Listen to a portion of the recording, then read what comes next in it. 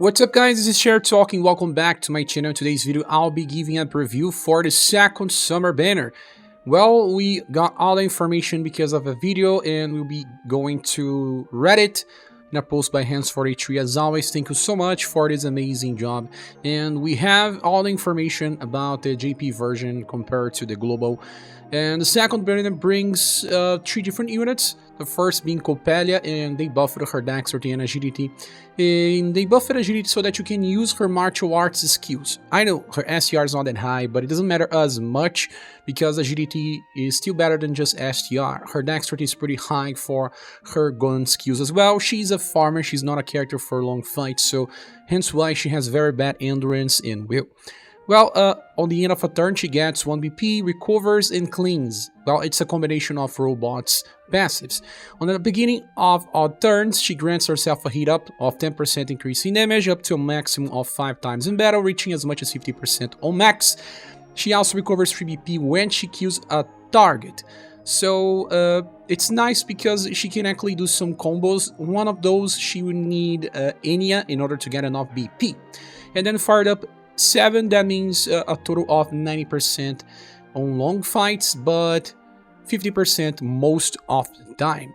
Well, skill number 1 is a sea power roll attack that deals pierce and cold damage, and it's critical to aquatic and fish.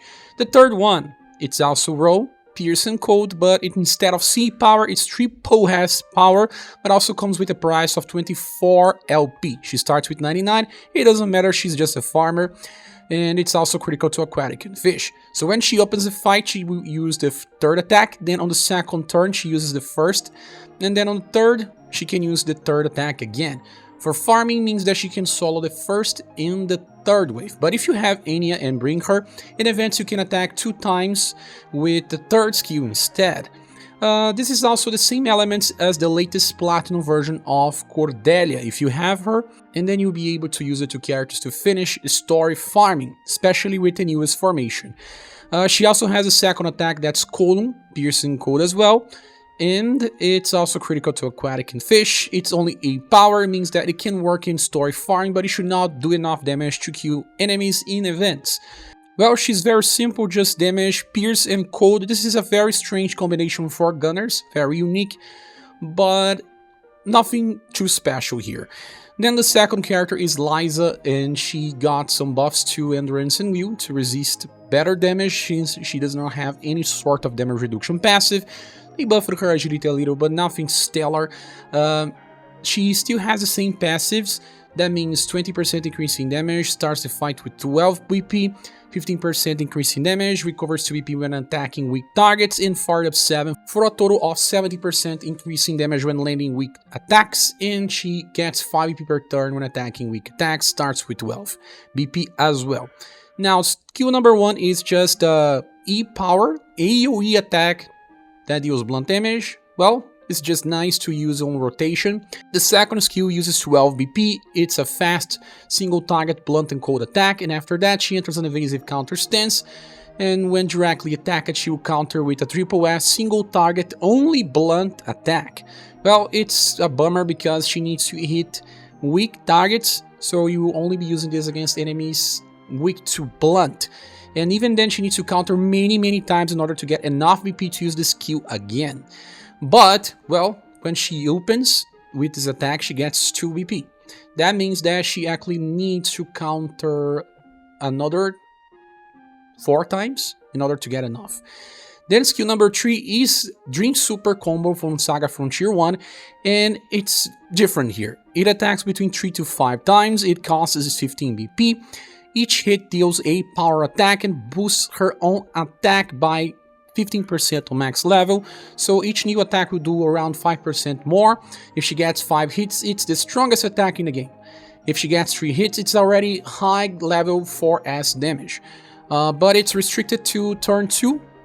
At least it's kinda easy to build her cycles, you just leave her on skill number 2 and 3 with 15 BP, and in the first turn, even if she attacks, she's not gonna use BP, so it's a strong, but lock it to turn 2, you're not gonna use this too much.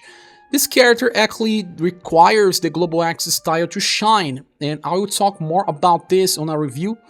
and she can actually use the skill number 3 from Global X that buffs the party and hits 3 times in a row. So she's going to buff the party and do damage and can farm as well with Column, but more about that in a different video.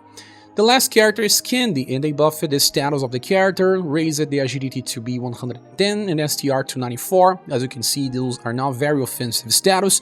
We still have some intelligence because this character can also debuff, and at least we have 94% will. That's good because this is a boss specialist. Passive number 1, all turn will have a Paralyze and Confusion resistance increase to all surviving allies. This is very similar to Kun. Kun in the past was just increasing instant kill and poison resistance. Poison is not that important, instant kill was, but to be honest, Paralyze and Confusion are more common in some very hard challenges, so I like this combo better. It will also buff 5% will to all surviving allies. 5% is nothing really special, but it reaches 12.5% after stacking 4 times. Then we have the second passive being 37% chance to trigger a full damage block that lasts for 1 turn. No skill will do damage, and you can still get inflicted with ailments, but, well, the character will not die. Then we have High Protect Tension, increasing damage by 20, reducing damage taken by 30%. Skill number 1 is a Revive spell that will recover HP and also increase resistance to all status elements by medium effect.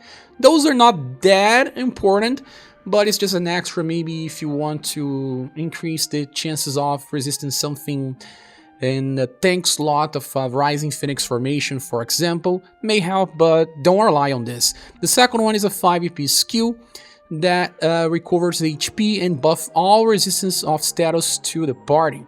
The good thing is that in the end, it's just an extra, but eventually we'll get different versions of Candy that has more BP per turn, and if you keep casting this, it will eventually matter. It's not as good as wheel buffs, but combined with wheel buffs can help. The third skill is now Ultra Earthshaking Plus. This is exclusive to Global. It's a 8 BP cost, only 8 power attack that is also fast.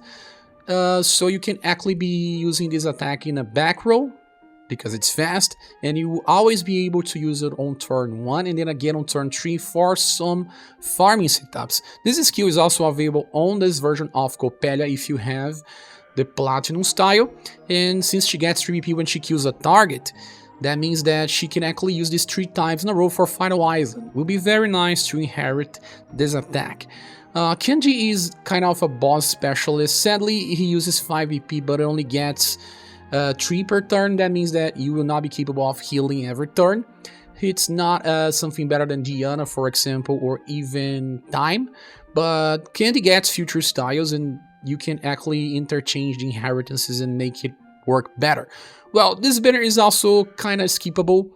I do believe it's better for those that already have the Global X version of Lyza to take advantage of that agility buff to be used more consistently and also become a better farmer. But I don't think this changes too much. So if you don't have many gems, you can actually wait till we get the next week announcements. But it's also safe to summon for just Lyza, with Coppelia also being interesting for old accounts as a damage dealer, but newer accounts may benefit more of Candy since he can help survive some hard challenges, although it's not exactly the best choice. With all that said, the review will come tomorrow. Today I'll be releasing BJ&K's banner full review. With all that said, this is my opinion. What is yours? Please say here in the comment section. Thank you so much for watching. Please subscribe if you haven't. If you want to support the channel, there are links on the description. I hope to see you soon in the next video. Bye.